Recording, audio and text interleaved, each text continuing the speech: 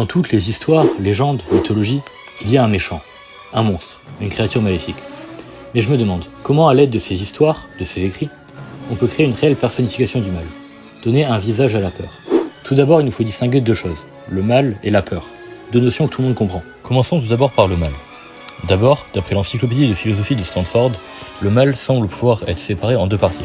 Le mal naturel, tout d'abord, comme dans catastrophe naturelle, c'est-à-dire qu'il est dénué de sens et qu'il n'a pas de vrai désir intrinsèque de faire du mal. Il arrive et puis il repart comme il est venu. Ou le mal moral, c'est-à-dire le mal humain, intentionnel. On remarque que ce dernier, le mal moral, il semble faire beaucoup plus peur que le mal naturel, parce qu'il est plus proche de nous. C'est pour ça qu'un méchant comme, disons, le Joker dans Batman, qui est un simple humain, il va beaucoup plus marquer les gens que, pour rester dans l'univers des comics, Galactus dans Marvel, donc qui est un espèce de dieu qui mange des planètes. Galactus fait largement plus de dégâts, mais il n'a pas cette pulsion consciente de faire le mal. Il mange des planètes pour se nourrir. Notre monstre, donc, il doit prendre la décision consciente d'être mauvais. La formule pour le mal, ça semble être mauvaise intention, foi, action cruelle. Cette idée, elle vient du youtubeur Curious Chive aux USA. Il a fait une vidéo lui aussi sur ce sujet, vous pouvez aller la voir, c'est l'inspiration que j'ai eue pour faire cette vidéo-là. Ce mal, donc, il doit être soutenu par des actions cruelles. Pennywise, par exemple, le clown maléfique du roman Saw de Stephen King, qui est capable de se métamorphoser pour incarner les pires peurs de ses victimes, ça peut en être un bon exemple, parce qu'il tourmente ses victimes avant de les tuer. Lorsqu'il s'agit maintenant d'imaginer une représentation physique du mal pur, beaucoup vont utiliser l'image de Satan dans la Bible, avec les cornes et tout. On peut le retrouver dans beaucoup de représentations médiévales de l'enfer par exemple. Mais l'idée globale d'une entité venant des ténèbres pour corrompre les hommes, on la retrouve dans beaucoup de récits, qu'ils soient anciens ou modernes. On la retrouve par exemple dans le personnage de Sauron, du Seigneur des Anneaux, donc de l'auteur J.R.R. Tolkien, qui dans certains extraits d'interviews, le décrit même plus maléfique que Satan lui-même.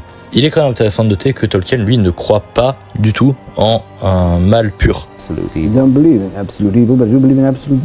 Deuxième partie maintenant, notre monstre doit faire peur. Parce que c'est pas parce que quelque chose n'est pas éthique qu'on en a forcément peur.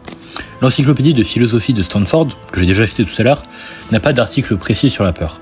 Mais il en a un sur le suspense. Dans cet article-là, il définit la peur comme un état qui survient quand on anticipe un événement indésirable. C'est-à-dire quand tu t'attends à ce qu'il t'arrive une merde, t'as peur, et cette peur n'est pas forcément corrélée au mal. Maintenant, cet événement indésirable, il va provoquer encore plus la peur s'il est imprévisible, s'il est incontrôlable ou bien s'il est inévitable. Mais il doit toujours rester vague. Si la peur elle vient de l'anticipation d'un événement déplaisant, on ne doit pas savoir exactement quel événement ça va être ou comment il arrivera ou quand il arrivera. C'est comme si tu étais dans une forêt dos à un mur, entendre des loups autour de toi en train d'hurler, sans savoir quand ils vont t'attaquer, sans savoir combien ils sont, mais en sachant pour sûr qu'ils vont t'attaquer à un moment ou à un autre. Concrètement, en tant qu'humain, de quoi est-ce qu'on a peur ? L'inconnu, déjà, c'est la peur la plus primale et ancienne de l'homme. C'est le thème de la série X-Files, une série culte mêlant enquête, paranormale, science-fiction. Deux agents du FBI traquent des phénomènes paranormaux inexpliqués. C'est toujours à mi-chemin entre l'horreur et la science-fiction. On peut aussi avoir peur de la mort et de la souffrance. Personnellement, il y a aussi des dynamiques qui me font peur, comme le fait d'être chassé, qu'on peut retrouver dans le film La Colline à des yeux, film de 2006, qui, j'avoue, en le regardant, fait pas si peur que ça. Il y a aussi la dynamique de l'isolation, être tout seul dans un endroit reculé ou quelque part où personne peut vous aider.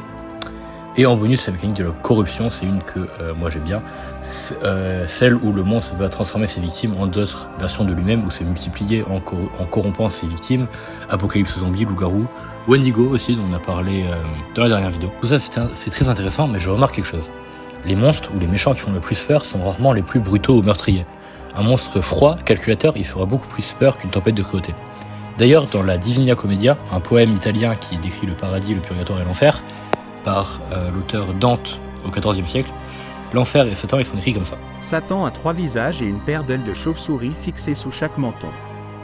En battant des ailes, Satan crée un vent froid qui continue de geler la glace qui l'entoure, lui et les autres pêcheurs du 9e cercle. Les vents qu'il crée se font sentir dans les autres cercles de l'enfer. Notre monstre, il inspire donc bien mieux la terreur si ses méfaits sont froids et calculateurs, plutôt que brutaux et violents. Ici encore, on peut utiliser le personnage de Satan dans la Bible comme exemple, car il est dans ses représentations plus modernes une figure de manipulation et de calcul. Comme le personnage de Leland Gaunt, par exemple, principal antagoniste dans le roman Needful Things de Stephen King. Il possède un magasin, Needful Things, le titre du roman, et vend à ses clients ce qu'ils désirent le plus pour un prix. On a aussi le personnage de Mephisto, un démon manipulateur dans l'univers de Marvel, souvent inspiré du diable et connu pour ses pactes qui corrompent les héros. On pourrait se dire que ça y est, on a le monstre parfait, le monstre le plus terrifiant possible, mais il reste un problème. Particulièrement avec Mephisto dont je viens de parler, c'est que si notre monstre il est trop puissant, Si, comme Galactus, on a parlé au tout début de la vidéo, il peut dévorer des planètes, il fera beaucoup moins peur, car le danger est trop éloigné du lecteur, ou du spectateur. Trop dur pour lui à saisir, trop dur pour lui à comprendre. La difficulté, c'est donc d'allier le mal et la peur dans quelque chose d'humain. Au moins que cette chose que l'on a créée se rabaisse au niveau dans l'humain, dans le but de le terrifier.